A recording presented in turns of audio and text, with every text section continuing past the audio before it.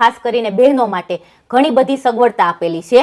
એ નીકળે છે બહાર ઘરની અને તેમને એવું લાગે છે કે કોઈ શખ્સ એને હેરાન કરે છે કે કોઈ પીછો કરે. દીપાલીબેન જે ગુજરાત પોલીસમાં ફરજ બજાવે છે. હવે બેન મારે ઈ જાણવું છે કે અટાણે કોઈ પણ બેનો એકલા ક્યાંય ગયા હોય રાત્રિના કે દિવસના, તો એને કાંઈ એવી એમરજન્સી જણાય કે ભાઈ કાંઈ પણ એમરજન્સી છે અથવા તો કાંઈ પણ એવું ઘટના આપણી હારે બની શકે, તો એમરજન્સીમાં એને ક્યાં કોન્ટેક્ટ કરવાનો, કયા નંબર ઉપર કોન્ટેક્ટ કરવાનો? અત્યારે આપણી ગુજરાત સરકારે ખાસ કરીને બહેનો માટે ઘણી બધી સગવડતા આપેલી છે કે બહેનો આખો દિવસમાં ક્યારે નીકળે છે બહાર ઘરની અને તેમને એવું લાગે છે કે કોઈ શખ્સ એને હેરાન કરે છે કે કોઈ પીછો કરે છે, તો કે કોઈ પણ બીજી અગવડતા પડે છે તો તે ડાયરેક્ટ 112 ફોન કરી શકે છે. અને બીજું કે રાત્રિના સમયે ક્યાંય જાય છે અને તેને અનસેફ ફીલ થાય છે તો તે પોતે 112 ફોન કરી જ શકે છે, પણ તેમને એવું થાય છે કે મને હવે કોઈ વાહન નથી મળતું કે હું મારી ઘરે કેવી રીતે પહોંચીશ, તો પણ તે 112 ફોન કરી શકે છે.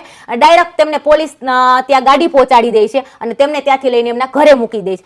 એટલે આપણને ઘણું બધું આપણા માટે સરકાર કરી રહી છે. તો તમે ડાયરેક્ટ બેનો કાંઈ બીક રાખ્યા વગર 112 તુરંત કોન્ટેક્ટ કરી શકો છો. કરશો એટલે 10 થી 15 મિનિટમાં તમારી પાસે ડાયરેક્ટ જેટલું લોકેશન હશે એ પ્રમાણે તમારી પાસે ડાયરેક્ટ ગાડી આવી જશે. કાંઈ પણ એમરજન્સી હોય તો પણ તમે ઈ નંબર નોટ કરીને રાખજો. તો મારી એક ખાસ વિનંતી છે કે આ વિડીયો વધુ ને વધુ લોકો સુધી પહોંચે, એટલે વધુ ને વધુ લોકો આ બાબતથી જાગૃત રહે.